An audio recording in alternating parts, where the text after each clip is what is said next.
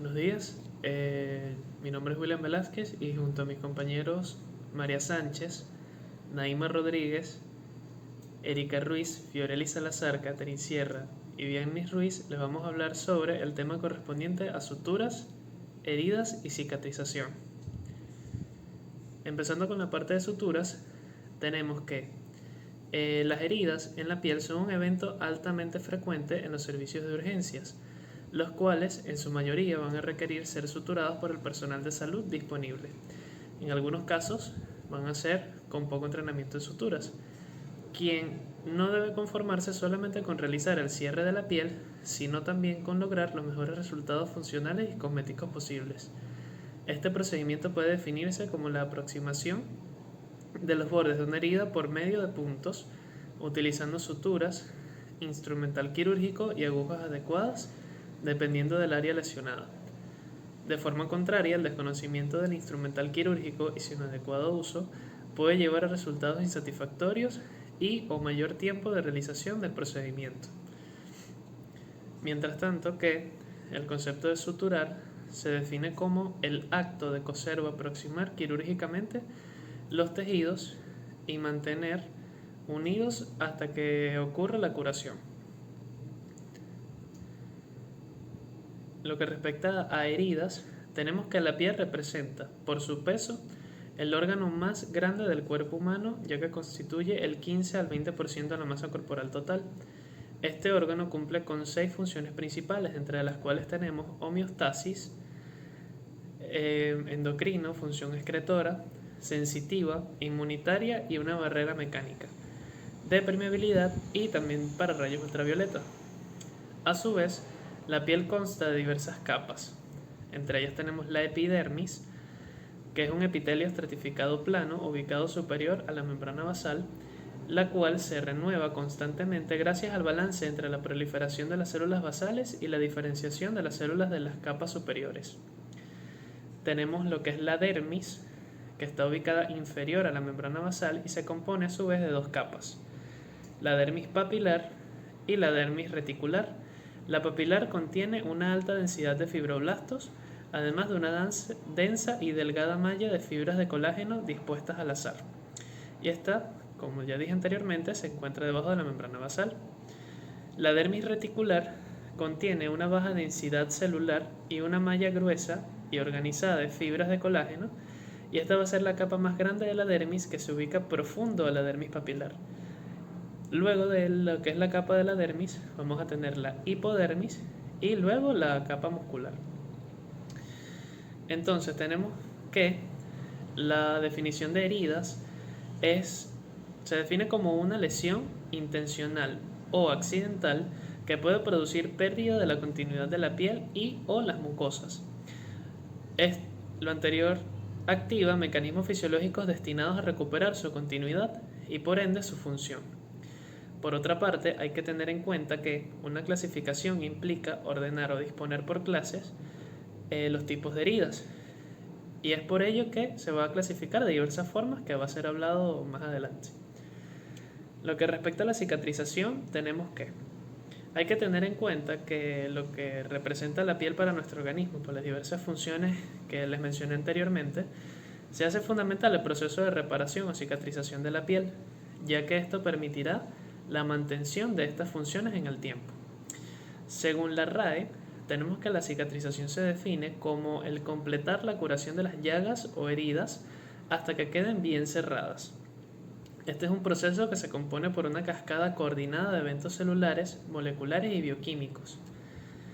Fisiológicamente se distinguen 4 fases, que son la homeostasis, la inflamación, proliferación y remodelación, las cuales operan de manera conjunta, secuencial y superpuesta, pero mantienen características distintas entre sí.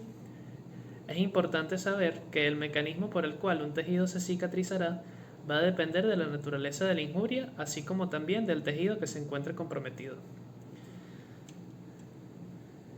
Entrando en lo que es la clasificación de las heridas, tenemos que estas pueden ser causadas por agentes externos que generan una solución de continuidad de las estructuras anatómicas, y según las características propias de cada lesión, estas se agrupan. En este caso les voy a hablar de las heridas según la naturaleza causal de la lesión. Vamos a tener que según la profundidad de la lesión hay diversos tipos de heridas. Sin embargo, en este caso les voy a hablar de las heridas de tipo superficial. Estas se clasifican en incisión. Esta es causada mediante objetos afilados que generan daño en piel, generalmente con una baja disrupción del aporte sanguíneo. Estas sanan rápidamente y en general por primera intención en caso de ser suturada. La herida tiene bordes netos. El cizallamiento, o también llamado desaceleración, tenemos que va a ser causada por objetos capaces de superar la fuerza de cohesión del tejido. Es una laceración en la cual las capas de piel se separan del tejido subyacente, acompañadas de una desvascularización significativa de la piel y el tejido blando. La lesión tendrá bordes dentados e irregulares en el contexto de una piel moteada, en donde el relleno capilar será difícil de ver. En el caso de la contusión, vamos a tener que la fuerza de aplastamiento genera muerte celular inmediata y daño del suministro de sangre subyacente al tejido. Eso suele asociarse a avulsión de nervios y vasos sanguíneos, con lo que se asocia a un mal pronóstico de reparación y revascularización de la herida. Las quemaduras van a estar causadas por el contacto de la piel con una fuente de calor, la cual puede provenir de variadas fuentes. Entre las más comunes están el fuego, escaldaduras y objetos calientes. Las quemaduras tienen su propia clasificación basada en profundidad, la cual se evalúa mediante la apariencia, palidez a la presión, dolor y sensación del paciente. La ulceración va a estar causada por una alteración en el revestimiento epitelial. Su patogénesis se basa en una alteración gradual de los tejidos por una etiología o patología interna. Se clasifica como una herida crónica. Las mordeduras van a estar causadas por humanos o animales. Requieren cuidados específicos y se consideran altamente contaminadas, requiriendo siempre tratamiento antibiótico específico contra la microbiota oral de la especie causal. Continuando con la clasificación de las heridas, tenemos la clasificación según su contaminación, en donde en todas cirugías se producen heridas quirúrgicas, pero en el postoperatorio existe un riesgo de infección del 0 al 20%, dependiendo, claro, de factores propios de cada cirugía, así como de factores de cada paciente. En los pacientes que se desarrollen estas infecciones de heridas quirúrgicas, pueden tener la necesidad de curaciones o del uso de antibióticos, la cual va a implicar un posible alargamiento de la estadía postoperatoria o de tratamientos crónicos. En casos especiales, estas heridas pueden significar también una descompensación generalizada del paciente. Por lo antes dicho, es importante determinar el riesgo de infección de cada herida y por esto se ha propuesto clasificar este tipo de heridas según su grado de contaminación. Tenemos las clase 1, que son heridas limpias. Esta es una herida desinfectada y en ausencia de inflamación, en donde en la cirugía no se accede al tracto respiratorio, gastrointestinal o geniturinal. Son principalmente cerradas y tienen el riesgo de desarrollar infección de un 2%, la cual se va a dar principalmente por gram positivos. Esta no requiere profilaxis antibiótica y un ejemplo o ejemplos de esta serían las incisiones para reparación de hernias, la laparotomía exploratoria o una mastectomía. En la clase 2 tenemos una herida limpia contaminada. Como en la anterior, esta es una herida desinfectada y en ausencia de inflamación, pero en la cirugía se accede intencionalmente al tracto respiratorio, gastrointestinal o geniturinal, pero no presenta un derrame significativo de contenido. El riesgo de desarrollar infección acá es del 5 al 15% por microorganismos endógenos del paciente y acá se utiliza la profilaxis antibiótica. Ejemplos de esta serían la histerectomía o una colectomía o una lobectomía pulmonar. En la clase 3 tenemos heridas contaminadas. Esta es una herida abierta, pero menor a 6 horas y accidental. Acá no presenta una infección aguda y comprende incisiones con inflamación aguda no purulenta, interrupciones importantes de técnicas estériles o derrames del tracto gastrointestinal. Acá el riesgo de desarrollar infección es del 15% y por microorganismos endógenos o exógenos del procedimiento. Acá se requiere profilaxis antibiótica, de lo contrario se podría infectar inevitablemente al cabo de 6 horas. Un ejemplo de esta sería la apendicectomía en apendicitis aguda o masaje cardíaco abierto o una colicectomía con inflamación aguda.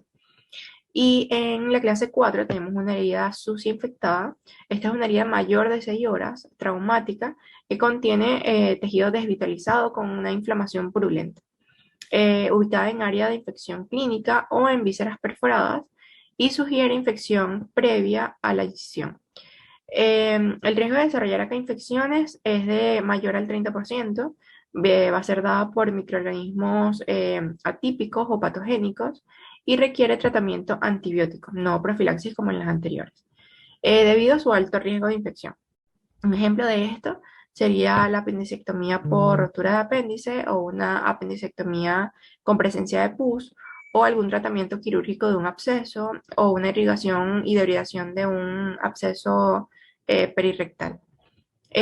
Pasando a la clasificación según su temporalidad, podemos clasificar a las heridas en aguda, subaguda y crónica. Esto teniendo como límites de 6 horas y 5 días de evolución.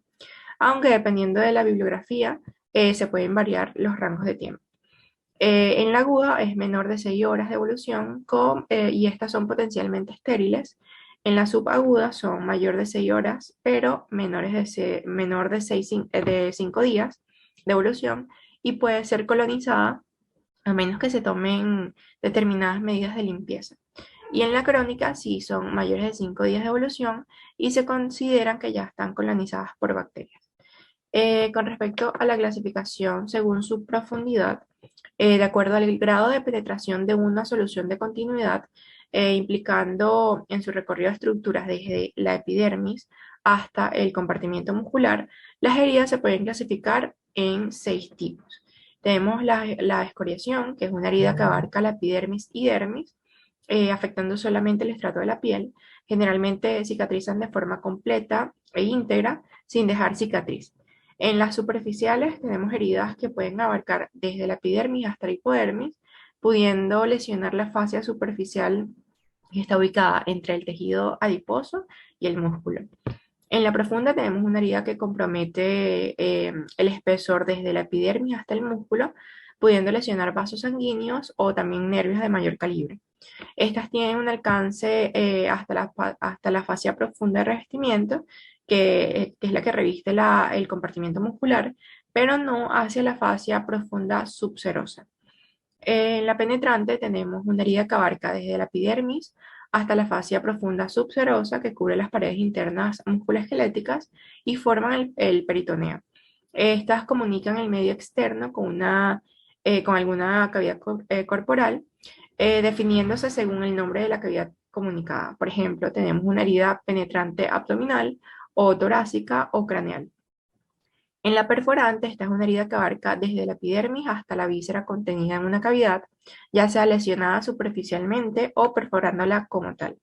Y en el empalamiento, esta es una herida generada por algún objeto inciso punzante que va a quedar atrapado en el organismo. Dependiendo de su ubicación, puede o no atravesar cavidades y son más frecuentes en la pelvis, en el tronco y en el paladar.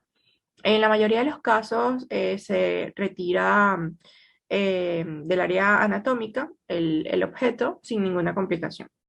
Em, la relevancia de agrupar las heridas en relación a su naturaleza, a su contaminación, su temporalidad y profundidad radica en tener un consenso respecto a sus características y si bien algunas pueden variar según su referencia, los conceptos generales van a permitir la correcta comunicación y organización entre los diversos integrantes de un equipo médico, así como también brindar el mejor tratamiento posible al paciente dependiendo del tipo de herida a la que nos vayamos a enfrentar.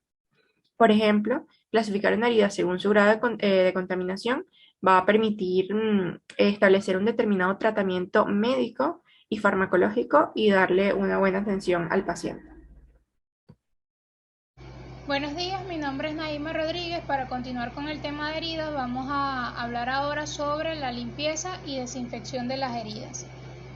Para limpiar y desinfectar las heridas está desaconsejado el uso del alcohol, ya que este puede irritar las zonas lesionadas. Además, los alcoholes desnaturalizados pueden contener aditivos que resulten perniciosos para la salud del paciente.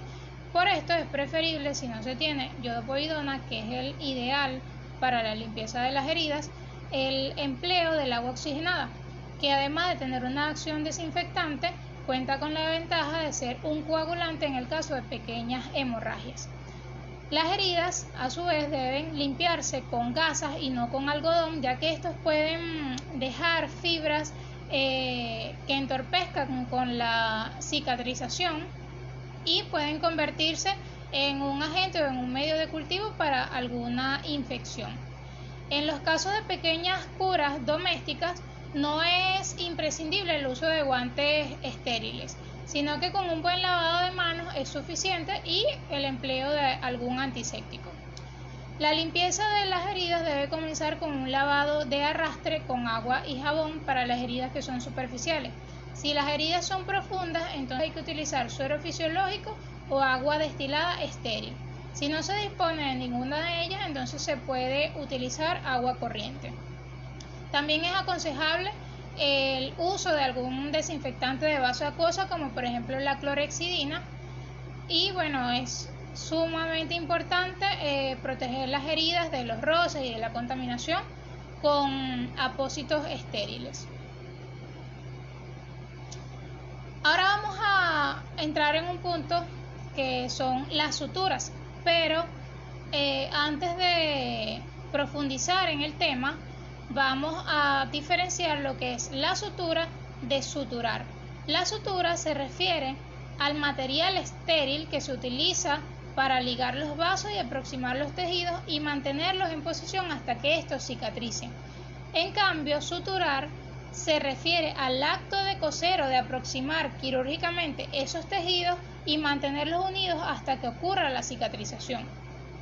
Existen diferentes materiales de sutura, como son por ejemplo los hilos, las grapas, las suturas adhesivas y los adhesivos tisulares. Y como lo vamos a ver más adelante, pues los hilos de suturas van a variar según su origen, según el tiempo de permanencia en los tejidos.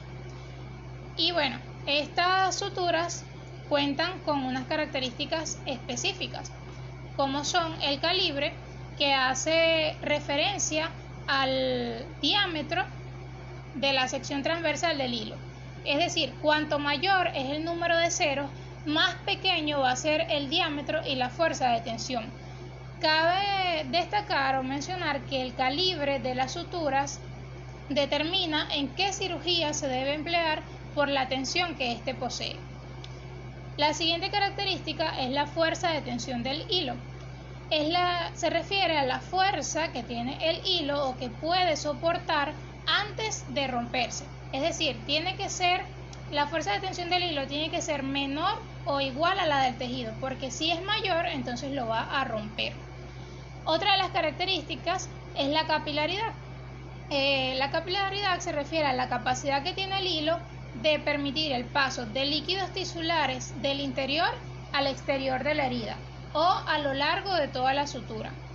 Un exceso de esa capilaridad puede resultar un riesgo de alta infección. La siguiente característica es la memoria, la cual es la capacidad que tiene ese hilo de volver a la forma en la que estuvo empacado. El coeficiente de fricción es la fuerza que ejerce esa sutura o ese hilo al pasar por el tejido. Es decir, a mayor coeficiente de fricción, mayor va a ser el daño que éste genere. Y por último, de las características, se encuentra la extensibilidad, que hace referencia a la capacidad que tiene la sutura de extenderse a una longitud mayor a la original. Bien, ahora vamos a hablar sobre otro punto importante, que es cómo debe ser la sutura ideal o cuál es la sutura ideal. Debe contar con todas las características que se mencionan aquí. Debe ser estéril, debe ser resistente, flexible, debe poder anudarse con fuerza y mantener su estructura, que quiere decir que cuando lo anudemos no se suelte, no cambie la forma. Debe causar la mínima reacción tisular que no le genere alergias al paciente. puede poder aplicarse en todos los tejidos, que sea económico, sea suave y se deslice con facilidad. ¿Qué no debe tener una sutura o cómo no debe ser una sutura? Pues que desarrolle el proceso, el desarrollo, que no favorezca el desarrollo de bacterias, que no corte los tejidos, que no sea alergénico ni cancerígeno, entre otros.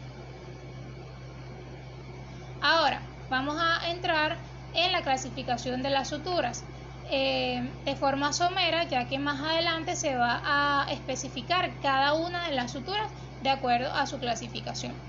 Entonces tenemos que se pueden clasificar según el grado de absorción, en absorbibles y no absorbibles, según su origen, en naturales y sintéticas, y según el número de filamentos, en monofilamentosas y multifilamentosas. Entonces, tenemos a su vez que en las absorbibles se pueden encontrar suturas naturales y sintéticas. En las absorbibles naturales tenemos el catgut simple y el catgut crómico. En las sintéticas, el ácido poliglicólico, la poliglactina, o mejor conocido como Vicryl, el poligliconato, entre otros. En las no absorbibles también se encuentran suturas naturales y sintéticas. En las no absorbibles naturales tenemos la animal, que se encuentra la seda, en la sutura vegetal como el algodón o el lino, y las naturales de tipo mineral como el acero inoxidable, los alambres y titanio. En las no absorbibles sintéticas se encuentran el nylon, el poliéster, el polipropileno y el polietileno. En la clasificación de las suturas monofilamentosas y multifilamentosas pueden ser absorbibles o no absorbibles, ya aquí depende de la cantidad de filamentos que contengan las suturas. En las monofilamentosas podemos mencionar el catgut, el alambre, poligliconato, polietileno, nylon, polipropileno, entre otras. En cambio, en las multifilamentosas se encuentran, por ejemplo, la seda, el algodón, la poliglactina, el poliéster, alambre y el ácido poliglicólico. Debemos tomar en cuenta las propiedades de la aguja ideal. En ellas están acero inoxidable de alta calidad, un menor diámetro posible, estable con el portaaguja, capaz de implantar la sutura con el mínimo traumatismo, también lo suficiente afilado para penetrar en tejido con mínima resistencia y que sea estéril y resistente a la corrosión para así prevenir la introducción de microorganismos y materiales extraños en la herida. De acuerdo a las características y a la anatomía de la aguja, tenemos que sus características son la fuerza, la ductilidad, la agudeza y la estabilidad en el portaaguja. Y de acuerdo a la anatomía, consta de la punta, del cuerpo y de la base. De acuerdo a los tipos de puntas, tenemos la punta redondeada, la de roma y la cortante. Entre la cortante tenemos que una punta convencional, donde va a constar de una curvatura cóncava y una convexa. La cóncava, el tercer filo es su interior, y en la curvatura convexa, el tercer filo es externo.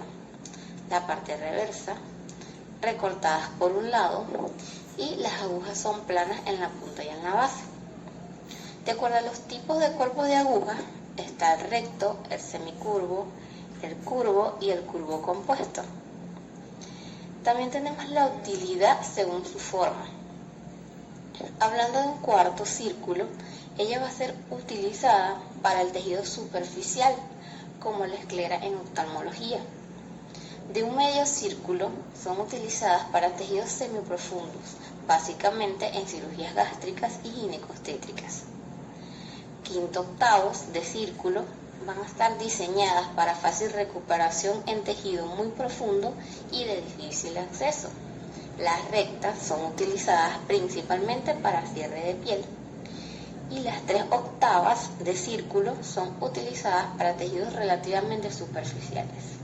Y por último está la curva compuesta, que es diseñada para fácil recuperación y precisión del punto.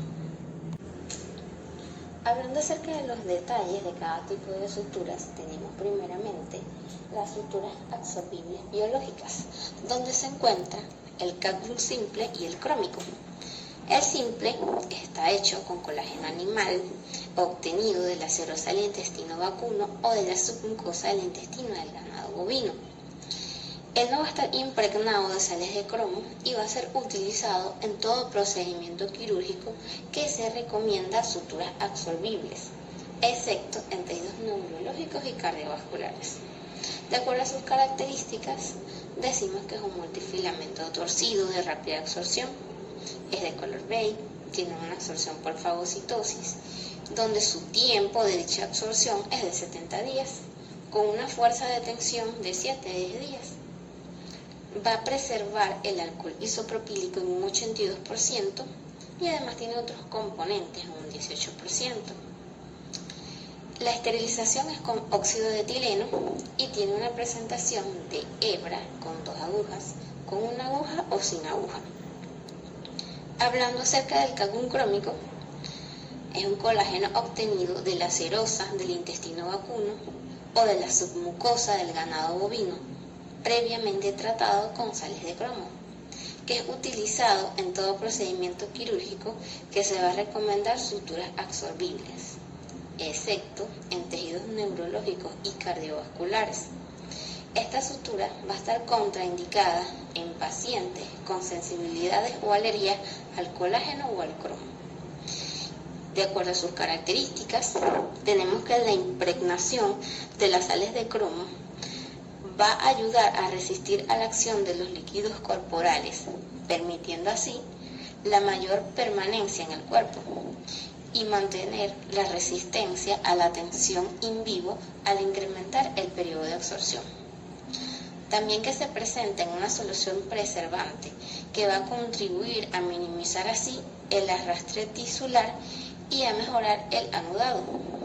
Es un multifilamento retorcido donde la absorción es por fagocitosis, siendo de 60 a 90 días, con una fuerza de tensión de 14 días en el 40% y de 28 días en un 28%. Y por último, decimos que es de color marrón. Continuando con la clasificación de las suturas, vamos a hablar ahora acerca de las suturas absorbibles sintéticas. En este grupo podemos encontrar lo que es el ácido poliglicólico, la poliglactina, el polidecaprone y la polideusanona. Comenzando con el ácido poliglicólico, esta sutura absorbible sintética está cubierta por policarprolactona y estearato de calcio. En cuanto a sus características, encontraremos que estará constituida por una hebra multifilamento trenzada. Las suturas de ácido poliglicólico cubiertas facilitan el paso entre los tejidos, una colocación precisa del nudo, una mayor resistencia a la tracción, un periodo de absorción más largo y evitan la irritación de los tejidos. El proceso de absorción de este tipo de suturas se va a llevar a cabo a través de la hidrólisis progresiva. Esta absorción puede durar entre 60 a 90 días. En cuanto a la fuerza de tensión, esta va a estar representada a los 14 días por un 75% de resistencia, a los 21 días por 70% y a los 28 días ya no va a existir la resistencia o tensión. Hablando con la poliglactina, esta va a estar constituida por un copolímero de ácido glicólico y ácido láctico cubierto por estearato de calcio. Con respecto a sus características, encontraremos que su revestimiento estará formado por polímero de polidioxanona. Ella va a tener una estructura multifilamento y su hebra va a ser generalmente de color violeta. En cuanto a su tipo de absorción, va a ser similar a la anterior, es decir, se va a producir por hidrólisis y va a transcurrir entre 60 a 90 días. En cuanto a la resistencia a la tensión, este tipo de suturas ofrecen una alta resistencia inicial. A los 14 días un 75%, a los 21 días un 50% y a los 28 días ya no existirá resistencia o tensión. Esta va a ser una sutura que va a ofrecer diferentes y finos calibres de hilos. Con el polidecaprone, esta es una sutura monofilamento sintética hecha de poliglicólico coprolactona. En cuanto a sus características, encontraremos que su composición está representada por el polidecaprone. Tiene una capa sin recubrimiento, Su tipo de absorción ocurre mediante hidrólisis completa por 90 días. Su hebra suele ser violeta teñida, tiene una fuerza de tensión a los 7 días de 50-60%, a los 14 días de 50% y a los 21 días no existe ya tensión. Finalmente tenemos la polidioxanona. Se trata de un material monofilamento absorbible sintético elaborado a partir del poliéster polipedioxanona. En cuanto a sus principales características, se encuentran su elasticidad, que es completamente biodegradable, y existe una ausencia de efectos secundarios como las infecciones. Otras características que puede presentar es su revestimiento de polímero polidioxanona. Su tipo de absorción va a ser por hidrólisis total y esta va a ocurrir entre los 180 y 210 días. Con respecto a la fuerza de tensión, a los 14 días esta va a estar constituida por un 75%, a los 28 días por un 55%, a los 42 días por un 25% y a los 56 días por un 15%. En cuanto a sus aplicaciones, este tipo de suturas puede ser utilizado en muchos tipos de afrontación de tejidos blandos y también puede utilizarse en ligaduras. Continuando con el seminario, ahora nos corresponde hablar acerca de las suturas no absorbibles naturales. Dentro de ellas podemos encontrar las suturas de seda negra trenzada, las suturas de seda virgen y las suturas de lino. La seda negra trenzada está compuesta por fibras proteicas llamadas fibroínas.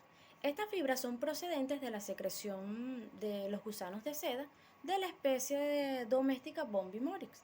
Dentro de las principales características de este tipo de sutura podemos mencionar que se componen de multifilamentos trenzados que se tiñen de negro y que van a estar cubiertos de forma uniforme de silicón, con la finalidad de reducir su capilaridad y de aumentar la lubricidad de su superficie. De esta manera se facilita el paso del hilo a través de los diferentes tejidos. Tenemos también que constituyen un elemento resistente y fácilmente manejable, que presentan una reacción tisular moderada y que se presentan en calibre desde el número 2 hasta el número 8. Aunque este tipo de sutura está clasificada dentro de las no reabsorbibles, estas tienden a perder su resistencia a la tensión aproximadamente durante el primer año y tienden a desaparecer ya para los 2 años aproximadamente por una hidrólisis enzimática. Este tipo de sutura está indicado en cualquier procedimiento quirúrgico. La sutura de seda negra trenzada está contraindicada en aquellos pacientes que presenten una sensibilidad conocida o que sean alérgicos a la seda, y en aquellos pacientes que presenten infección, debido a que la seda tiene como inconveniente una alta capilaridad, lo que va a favorecer a la infección y puede inducir a la formación de los abscesos. Debemos de tener en cuenta que este tipo de suturas no se deben reesterilizar. Estas ya están estériles por medio de los rayos gamma y van a mantener esa esterilidad mientras el empaque esté íntegro. La sutura de seda virgen es una sutura no absorbible de origen orgánico. Esta tiene una estructura de multifilamento constituida por hilos de seda virgen de forma retorcida. Su principal característica es su fácil manejo y la gran seguridad que ésta ofrece al momento de la realización del nudo durante la implantación. Otra característica es que estas tienen un calibre que va desde los 8.0 a los 7.0. Son de superficie lisa y tienen una uniformidad en cuanto a su diámetro. Estas se usan generalmente para recubrir y unir tejidos blandos en la aplicación de cirugía cardiovascular, oftalmológica y neurológica. Las suturas de lino se van a caracterizar porque son maleables, son de color blanco, tienen una estructura de multifilamentos retorcidos que son tratados con silicona y polivinilo. Estas son suturas no absorbibles, pero que son reemplazadas por tejido fibroso aproximadamente después de 2 años de ser aplicadas. Otra característica muy importante de este tipo de sutura es que permite la confección de nudos muy estables. Tienen una elevada resistencia a la tracción, sobre todo cuando están humedecidos, y presentan una reacción tisular intensa durante los primeros 12 días. Pudiendo retrasar el proceso de cicatrización. También tenemos que tener en cuenta que esta reacción va a ir disminuyendo a medida que la sutura es degradada por los tejidos. Este tipo de sutura va a estar indicada en cualquier procedimiento que requiera una sutura no absorbible, ya sea para la aproximar o para la ligadura de tejido. Otro tipo de sutura no absorbible son los alambres metálicos. A lo largo de la cirugía se han utilizado hilos metálicos de diferentes materiales, como por ejemplo hilos de oro, de plata, de platino y de acero inoxidable, teniendo en cuenta que los más empleados en la actualidad son los hilos de acero inoxidable. Dentro de las principales características de este tipo de hilo podemos mencionar que no están formados por elementos tóxicos, que son hilos que tienen flexibilidad, que son de calibre fino, que no son elásticos, tienen una baja reacción tisular y que independientemente de la variedad, ya sea monofilamento o multifilamento, estos son inertes en el tejido, además de tener una gran resistencia tensional. En cuanto a su uso, estos hilos pueden ser utilizados en el cierre de la pared abdominal, en el cierre de esternotomía. También se pueden utilizar en diversos procedimientos de neurocirugía y en las suturas de los tendones. Dentro de las desventajas de la utilización de los hilos de acero inoxidable, podemos encontrar que estos generan posibles cortes, tracción y desgarros de los tejidos del paciente, así como también fragmentación y torcedura. Este tipo de hilos son compatibles con los implantes y las prótesis de acero inoxidable, pero no deben utilizarse con prótesis de otro material, ya que pueden generar reacciones desfavorables. Además de que la utilización de este tipo de hilo puede penetrar fácilmente el guante quirúrgico y puncionar la piel del médico. Hola, soy Caterina Sierra y para finalizar con el seminario voy a estar abarcando lo que son las suturas no absorbibles sintéticas. Entre ellas tenemos el nylon azul y el negro monofilamento. Estas están compuestas por poliamidas, es decir, son cadenas alifáticas largas de polímeros de nylon y están indicadas principalmente para unir o fijar tejidos en todo procedimiento quirúrgico que se requieran suturas no absorbibles, como ellas en este caso. Entonces también son bastante utilizadas en especialidades como la cirugía plástica, reconstructiva y oftalmología. En sus principales características tenemos que el material de nylon son lisas y no tienen poros o capilares, así que esto presenta una ventaja ya que puede ser quitada fácilmente del tejido y además no permite que los líquidos penetren a través del hilo. Además, el nylon es producido por un hilo, o sea, es un monofilamento, así que hay poca reacción de arrastre. Y además, el color que ellos presentan va a ser azul y negro, como su propio nombre lo indica, y pueden estar en monofilamento, el negro, o también en trenzado.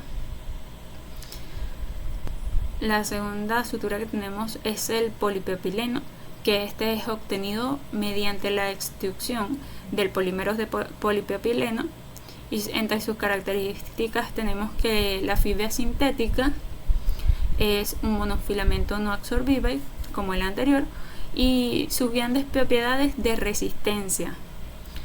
Hay una mínima reacción tisular, también tiene flexibilidad, manuabilidad en los nudos quirúrgicos y no tiene una acción trombótica.